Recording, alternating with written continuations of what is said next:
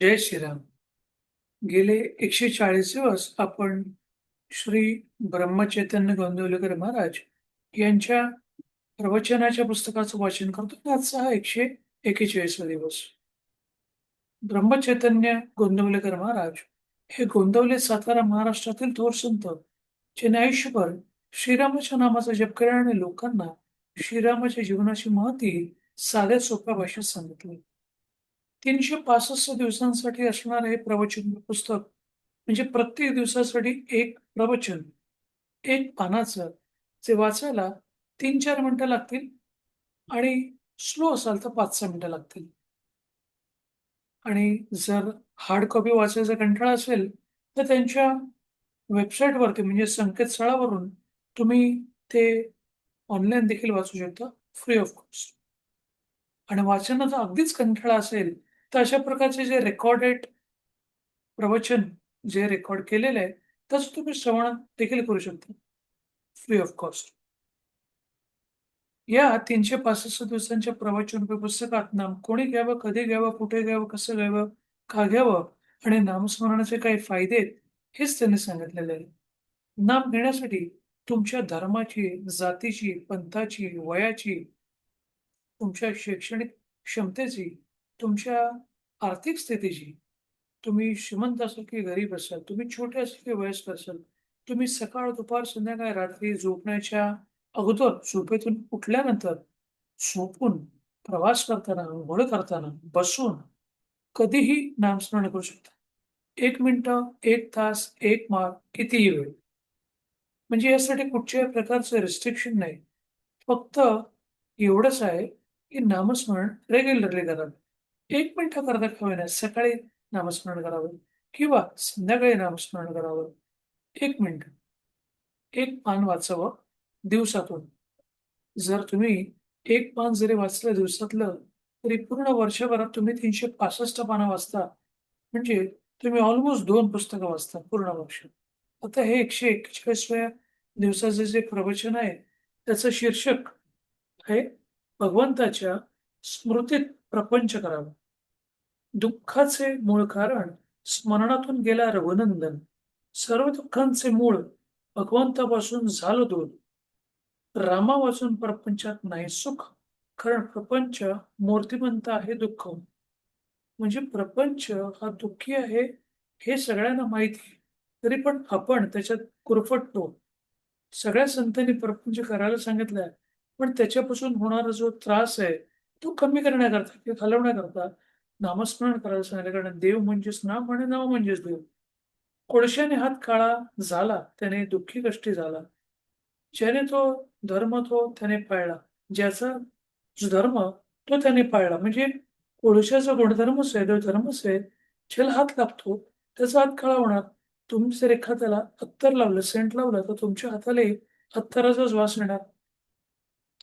त्याचा प्रपंच दुःखाचा झाला. भगवंतापासून वाया जगातली ऐश्वर्य मानाची प्राप्ती.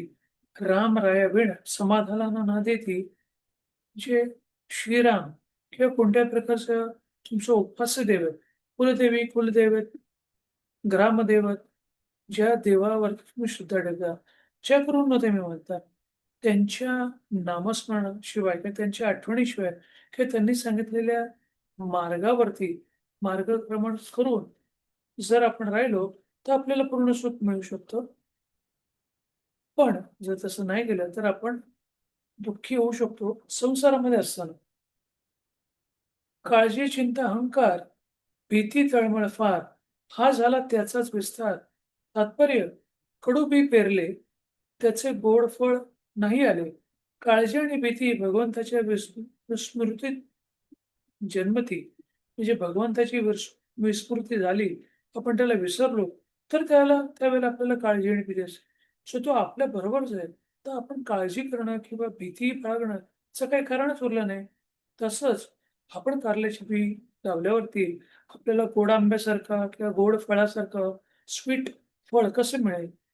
हे आपण लक्षात ठेवलं म्हणजे आपण काय पेरतोय त्याच्याप्रमाणेच रिझल्ट येणार आहे. म्हणून प्रपंचातील लाभ आणि हानी परमात्म्याला दूर करतीलच जणू. व्यवहार, सद्वासना, सदाचरण, लौकिक, संतती, संपत्ती, शास्त्राचे मनन सर्व काही रामायण वाटेशी नाही. तुम्ही सगळं काही करा. पण ते केल्यावरती जसं नामस्मरणच केलं नाही किंवा त्याची आठवणच ठेवली नाही, तर त्या सगळ्या गोष्टी शून्य होतात. संतती, संपत्ती, लौकिकाची प्राप्ती, सर्व वैभव जरी आले हाती, तरी रामाविण आहे फजिती. प्रपंच ठेवता दक्षता, न विसंबय रघुनाथा, तोच प्रपंची सुखी जाण. प्रपंच करावा सर्वांनी जपून, पण रामाचे स्मरण राखून. जे प्रपंच करा आणि तो जपून करा. कारण आपण प्रपंच करत असताना नेहमी काहीतरी असे विचार करतो, काहीतरी अशा गोष्टी करतो, ज्या इलॉजिकल आहेत, ज्या चुकीच्या आहेत. सावधगिरी बाळगूनच प्रपंच जसा कोणताही बिझनेसमन हा सावधगिरीने सगळ्या गोष्टी आपल्या व्यवहारात करतो, तसंच आपण वागलं पाहिजे. आणि त्याचबरोबर जर आपण रामाचं किंवा कोणत्या तुमच्या उपवासदिवसाचं तुम्ही स्मरण कराल, तर तुमच्या जीवनात तुम्हाला आनंद मिळाल्याशिवाय राहणार नाही. सर्वस्व होय भगवंताचे, मी माझे सोडून साचे. भगवंताचे होऊन राहणे, याहून दुजे काही न करणे. मी करता नव्हे, जाणूनी करी कर्म, त्याला बाधेना कलीचा मर्म. म्हणजे अहंकार, इगो हा जेव्हा आपण बाजूला सारतो, तेव्हा आपल्याला आपण जेव्हा म्हणतो की हे कलियुग आहे. त्या कलियुगामध्ये त्यांनाच त्रास होऊ शकतो, जो मीपणा, अहंकारी सारखा वागतो किंवा त्याच्यावर काय विचार करतो, ॲक्शन घेतो, त्यालाच त्रास होऊ शकतो. दुष्ट अभिमानाला न पडावे बळी, त्याचा मालक होईल कली. कलीची ते शिरला त्याने राम दूर केला. म्हणजे जर आपण अहंकार ठेवला, इगो ठेवला, वाईट विचार केला, तर आपल्या अंगामध्ये कली येईल. म्हणजे काय?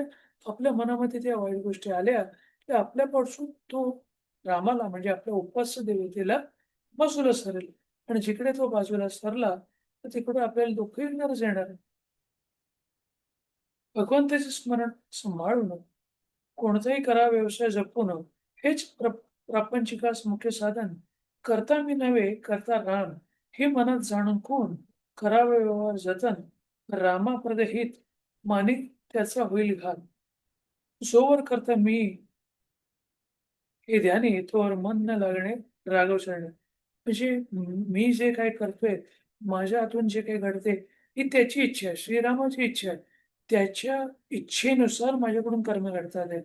म्हणून आपण केलेल्या कर्माचा अभिमान बाळगू नये आणि जे फळ मिळतं, ते देखील त्याच्या इच्छेनेच मिळालेलं आहे. त्याच्यामुळे त्याच्यासाठी त्याच्यामुळे होणारं सुख आणि दुःख हे जोडले जातात. त्याच्या आपण अधीन राहू नये. ते पण त्यालाच अर्पण करावं. मीपणा टाकावा, अभिमान सुटावा, सुख येईल त्याच्या मागे हा विश्वास बाळगावा. ज्याने केले सर्वस रामास अर्पण, तेथे मीपणास नाही ठाव ठिकाण. पापाचे न व्हावे आपण धनी, करता राम जाणून घेणे. रामसेवे परते हित, सत्य सुख नाही हे जगात. म्हणून रामास व्हावे अनन्य शरण. दुःख दूर व्हाव्यास मुख्य साधन, मनाने होऊन जावे भगवंताचे, त्याने खास केले सार्थक जन्माचे.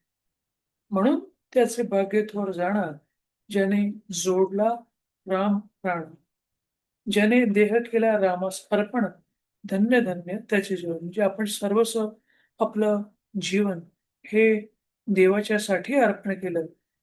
मग तुम्ही त्याला राम म्हणा, श्रीकृष्ण म्हणा किंवा शंकर म्हणा किंवा कोणत्या प्रकारचे उपास्य देवी-देवत, कुलदेवी, कुलदैवत कोणत्याही गोष्टीसाठी जेव्हा तुम्ही जीवन हे अर्पण करता, म्हणजे त्याच्यासाठी डिव्होटेड काम करता, तेव्हा तुमचं जीवन हे अत्यंत सुखी, आनंदी, कायमस्वरूपी सुखी होणार हे लक्षात ठेवा. शेवटचं वाक्य, अखंड असावे भगवंताचे स्मरण, तो दूर करेल दुःखाचे कारण. म्हणजे भगवंताच्या स्मृतीतच प्रपंच करावा हेच त्यांनी हे 141व्या प्रवचनामध्ये आपल्याला सांगितलेलं आहे. आता आपण 11व्याला श्रीरामाच्या नावाचा जप करूया. श्रीराम, श्रीराम, श्रीराम, श्रीराम, श्रीराम, श्रीराम, श्रीराम, श्रीराम, श्रीराम, श्रीराम, श्रीराम, श्रीराम, श्रीराम.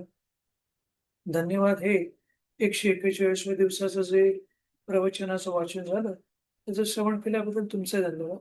तुमचा उर्वरित दिवस असाच आनंदाचा, सुखाचा आणि आरोग्यपूर्ण जावो, हीच त्या श्रीरामचरण इच्छा व्यक्त करतो आणि त्यामधून जय श्रीराम, जय श्रीराम, जय श्री जय श्रीराम, जय श्रीराम.